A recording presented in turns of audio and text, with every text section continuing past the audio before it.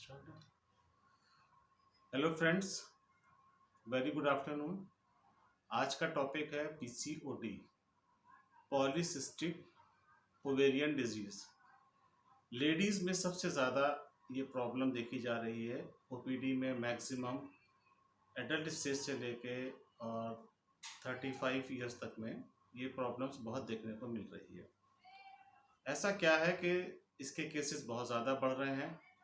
ये बीमारी क्या है, इसके फैक्टर क्या हैं, किन किन कारण से होती है और हम क्या उपाय करें जिससे ये हमें आराम देते हैं। पॉलीसिस्टिक ओवेरियन डिजीज जैसा इसका नाम है, और बाद में जब ये स्थिति गड़बड़ हो जाती है तो इसको हम PCOD, PCOS, polycystic ovarian syndrome कह देते हैं। सिंड्रोम का मतलब होता है ग्रुप ऑफ डिजीजेस। बहुत सी बीमारियां इसके कारण बन जाती हैं जिसमें हम उसको पीसी या पीकॉस कहते हैं। ये महिलाओं में रिप्रोडक्टिव स्टेज में होती है। इसमें रीज़न ये होता है कि जो हार्मोन है एंड्रोजन, वो पुरुष में महिला दोनों में सेक्रीट होता है, लेकिन किसी कारण ये एंड्रोजन जो मेल हार्मोन है, अगर वो लेडीज में नॉर्मल वैल्यू से ज़्यादा बढ़ जाता है तो ये स्थिति में ले आता है, जिसको हम पीसीओडी कहते हैं। जिसके कारण क्या होता है, ये एंड्रोजन हार्मोन जब अपने लेवल से बढ़ जाएगा तो ये ओवेरियन फॉलिकल्स को मैच्योर नहीं होने देता है, और लेडीज में जो ओवरी से हर मंथ एग का रिलीज होना है या एग का निकलना है मेंस्ट्रुअल साइकिल में, अगर नहीं हो पाता है तो ये स्थिति पैदा हो जाती है। इसके ऐसे कौन कौन से कारक या फैक्टर हैं कि जिनके कारण ये होती है? इसका एग्जैक्ट कॉज जो है अभी भी अननोन है। किन कारणों से होती है इसका अभी तक पता नहीं है, लेकिन उसके कुछ कारक या फैक्टर हैं जिनसे ये चीज़ हो सकती है। जैसे पहला है शरीर में, ब्लड में हमारे एंड्रोजन हार्मोन का बढ़ जाना। दूसरा है ऑटोसोमल डोमिनेंट डिजीजेस हैं। तीसरा है increase anti Mullerian hormone. Anti Mullerian hormone अगर बढ़ जाता है और उसके साथ साथ एंड्रोजन का भी बढ़ना हार्मोन बढ़ जाता है तो पीसीओडी बन जाती है। दूसरा फैक्टर है इसका insulin resistance. Insulin resistance cells में क्या ऐसा होता है कि जो इससे ये प्रॉब्लम पैदा हो रही है? जब एंड्रोजन हार्मोन बढ़ जाएगा तो सेल से जो इंसुलिन निकल रहा है उसमें रेजिस्टेंस पैदा हो जाती है, रुकावट पैदा हो जाती है, काम करना बंद कर देते हैं। और इंसुलिन का काम होता है कि जो ग्लूकोज है, एक्स्ट्रा हमारा ग्लूकोज आ रहा है, उसको जो है कन्वर्ट करके उसको स्टोर कर दे। लेकिन जब इंसुलिन नहीं निकल रहा है तो ग्लूकोज का लेवल बढ़ जाता है। जब ग्लूकोज का लेवल बढ़ जाता है तो उस कंडीशन को हम प्री डायबिटिक कंडीशन कहते हैं, जिसका कारण इंसुलिन ना होकर के एंड्रोजन होता है। इसके दुष्प्रभाव से क्या होता है कि फीमेल में अगर फर्टाइल स्टेज में वो कंसीव करना चाहती हैं तो कंसीव नहीं कर पाती हैं। एंड्रोजन बड़े होने के कारण जो फीमेल के एफएसएच है, फॉलिकुलर स्टिमुलेटिंग हार्मोन है, वो सप्रेस हो जाता है और वो ग्रेफिन फॉलिकल्स में से ओवरी में के जो ग्रेफिन फॉलिकल्स में से ओवा को सेक्रीट करने से रोक देता है। तो ओवरी के चारों तरफ, ओवरी में स्वेलिंग आ जाती है और उसके चारों तरफ जो है ये छोटी छोटी सिस्ट बन जाती हैं, जिनको हम सिस्ट कहते हैं, और ये सिस्ट इमेच्योर एग सेल्स से भरी होती है। दूसरा है लो ग्रेड इन्फ्लेमेशन। जब एंड्रोजन हार्मोन बढ़ जाएगा तो एंड्रोजन हार्मोन के बढ़ने की वजह से इसमें WBC एक प्रकार का सब्सटेंस बनाने लगती हैं, और ये सब्सटेंस जो है ब्लड आर्टरीज में जाकर के चिपकने लगता है और उनको थिक करा देता है, जिसके कारण ब्लड का फ्लो नहीं होता है। तो ऐसे लोगों में आगे चल करके जब ये सिंड्रोम की कंडीशन में डेवलप होगा तो उनमें आर्टीरियल और कार्डियक डिजीज यानी हार्ट की और शिराओं की बीमारियां पैदा हो जाती हैं।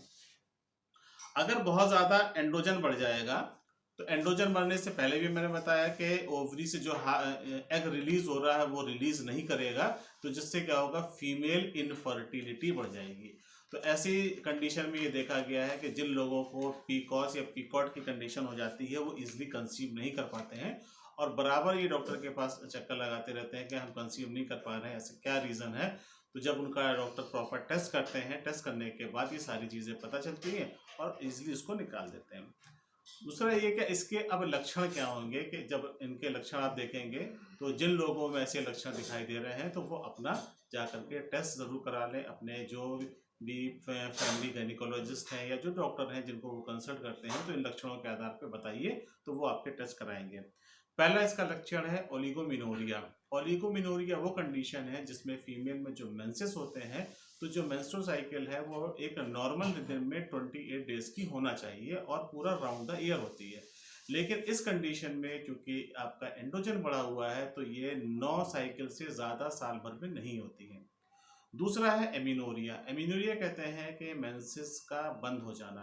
अगर बिना मैरिड लाइफ के मेंसेस का 3 या 4 मंथ कंटिन्यू बंद होना तो ये एक अलार्मिंग सिग्नल है। बहुत सी बीमारियों के लिए है लेकिन पीकॉट के लिए भी इम्पॉर्टेंट है, तो इसमें जाकर के अपने कंसल्टेंट से मिलें और देखें।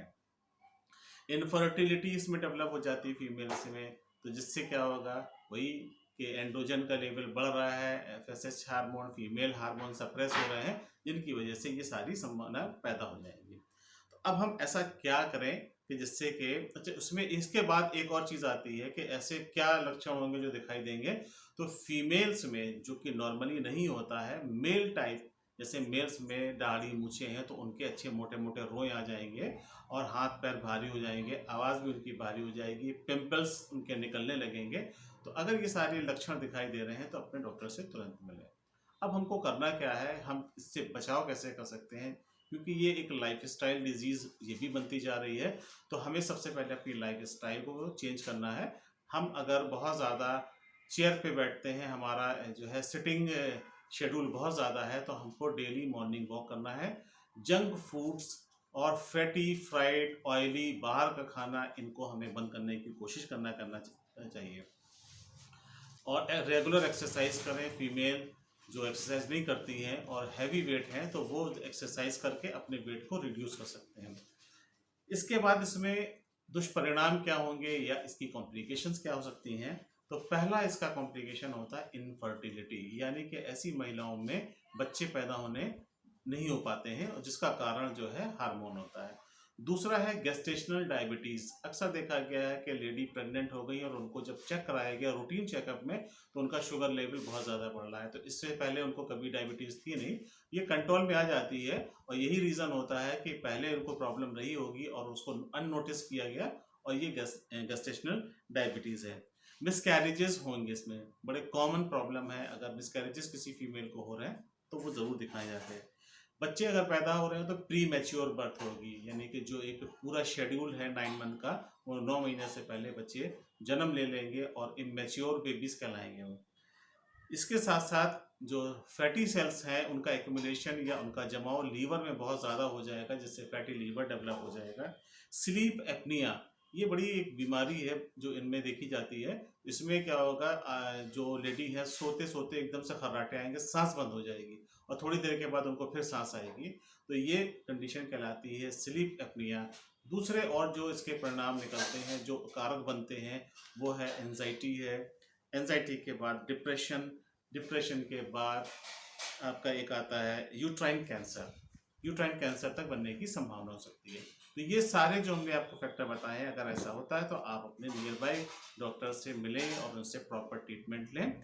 और अगर आपको हमारा ये चैनल बहुत ही इंफॉर्मेटिव लग रहा है तो इसको प्लीज़ सब्सक्राइब करें और फॉरवर्ड भी कर दें। Thank you so much.